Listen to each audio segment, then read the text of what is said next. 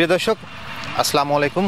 আমি জাহিদ হাসান। আজকে এসেছি মেহেরপুর জেলার গাংনী উপজেলার গারাডোব এলাকার তরুণ কৃষি উদ্যোক্তা চঞ্চল ভাইয়ের কমলা বাগানে। এখানে তিনি প্রায় 1 বিঘা জমিতে চায়না 3 জাতের মানে বিদেশি এই কমলার চায়না 3 জাতের এই কমলা চাষ করেছেন। তিনি প্রায় 3 বছর যাবৎ এই বাগান থেকে তিনি ফল সংগ্রহ করছেন। ইতিপূর্বে 2020 সালের শুরুর দিকে তিনি এই কমলার বাগানটা স্থাপন করেন। চুয়াডাঙ্গা থেকে চারা এনে প্রায় 100 চারা দিয়ে 1 বিঘা জমিতে সর্বপ্রথম প্রাথমিকভাবে তিনি এই কমলার চাষটা শুরু করে। প্রথমের দিকে তিনি প্রায় 2 বছর কমলা জমিতে অন্যান্য ফসল সাথী ফসল হিসাবে আলু, পেঁয়াজ কিংবা অন্যান্য ফসল পেয়েছেন, কিন্তু এখন গাছটা বেশ বড় হয়ে যাওয়ার কারণে তিনি শুধুমাত্র কমলাই পাচ্ছেন তার এই জমি থেকে। তো আপনাদেরকে একটু দেখাতে চাই যে একটা গাছে কি পরিমাণ কমলা ধরে আছে। এই কমলাগুলোর সাইজ কিন্তু বেশ ছোট হলেও খেতে বেশ মিষ্টি এবং রসালো।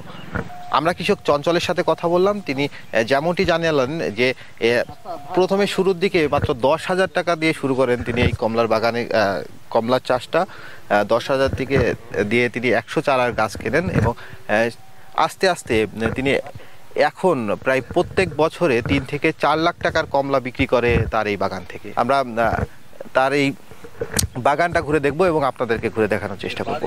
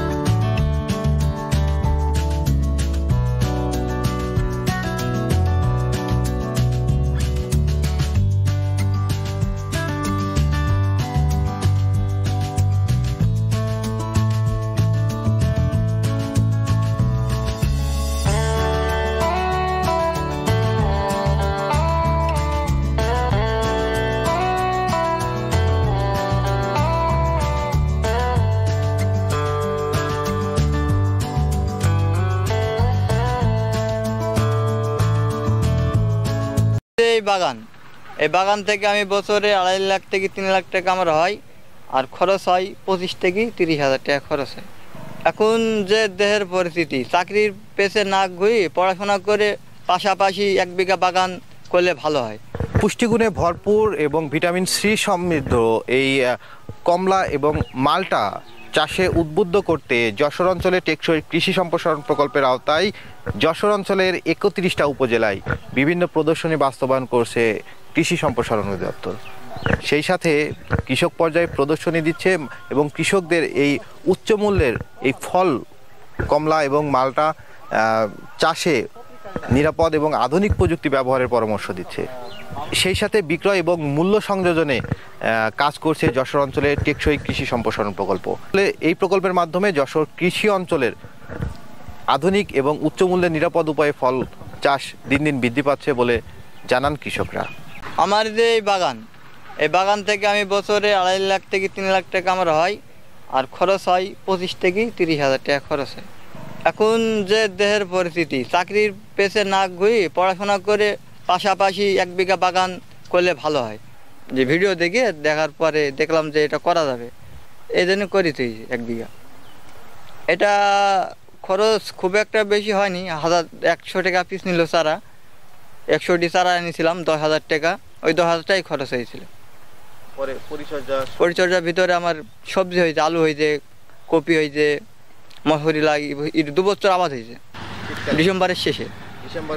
জি, এটা আপনার একটুকি হয় চারাটা, আপনার একটুকি দিয়েছিল, একটুকি শিকড়, ওই সামান্য একটুকি মানে খোঁড়ার পরে লাগিয়েছিলাম। তারপরে লাগিয়েছিলাম, পানি দিছি, হয়ে গেছে। লাগানোর সময় কি সার না বলেছিলাম, আলু ছিল ভিতরে, আলুর মধ্যে লাগিয়েছিলাম। আলু যখন এতটুকু গাছ তখন লাগিয়েছিলাম। ওটা সেভাবে হবে বলে লাগাইনি, লাগিয়েছি 1 বিঘে শখের বসে।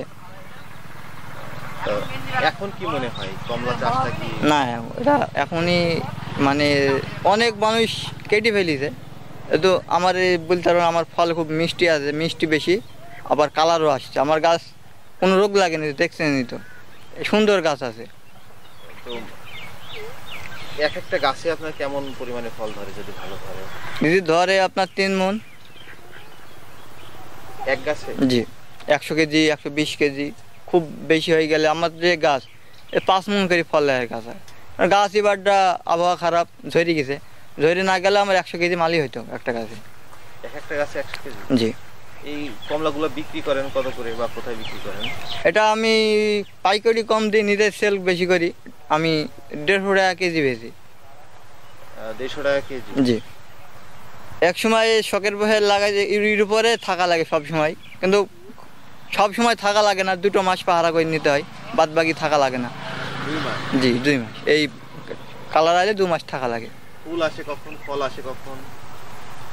ফুল আপনার ফেব্রুয়ারি মাসের শেষে ফুল আসবে, জানুয়ারি। ফল ধরে কখন? ফল ওই যে তখন থেকে শুরু করে, আপনার এটা 8 মাস টাইম নেয় হয়তো। হ্যাঁ, এই যে কালারটা আপনার তো অনেক সুন্দর দেখছি কালার। জি, আরো ডিসেম্বরের শেষ হয়ে গেলে আরো কালার চলে যাবে, সব কালার চলে যাবে, একবার কমলার মতন। বাগান নিয়ে স্বপ্ন এইভাবে বছর বছর হবে, এইভাবে বেচাকেনা এইসব পরিচর্যা করবো। আমার যে এই বাগান থেকে আমি বছরে 2.5 লাখ থেকে 3 লাখ টাকা আমার হয়, আর খরচ হয় 25 থেকে 30,000 টাকা খরচ হয়। এখন যে দেহের পরিস্থিতি, চাকরির পেছে না ঘুরি পড়াশোনা করে পাশাপাশি 1 বিঘা বাগান করলে ভালো হয়। যেহেতু এই বাগানে খরচ কম, 10,000 টাকা যদি আপনার থাকে 1 বিঘাতে 100 পিস চারা, এখন আরও কম লাগবে, চারার দাম এখন কমে গেছে, সেই অনুযায়ী এই বাগান করা যায়। এটা চাকরি পেছে না ঘুরি, বিদেশে না গিয়ে এরম করলে খুব ভালো হয়। যখন পানি দেওয়া মাটি যখন শুকিয়ে যায়, তখন বোরিংয়ের পানি দিয়ে একবারে ভুঁই সব ঢালা সেচ দিই। এটা আপনার মাটির ওপরে, বাগান যেহেতু কম লাগে সেচ, মাটি শুকিয়ে গেলে বেশি তখন দেওয়া লাগে।